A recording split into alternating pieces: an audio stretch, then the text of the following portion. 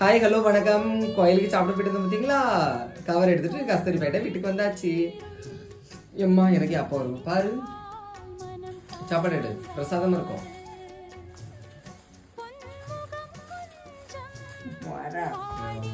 டப்பால மோரு ரசம் ஊற்றி எடுத்து வந்து தந்துருக்கு அழகா. அது நல்லா இருந்தா பாப்பாங்க. இது கோயில் பிரசாதம். அது இல்லை, அது பப்படம் எடுத்து வைக்கிறோம் யாராவது. அப்படி இலையோட எடுமா. வேற பண்டம் கிண்டெல்லாம் கிடந்து பார்த்து பார்த்து பார்த்து.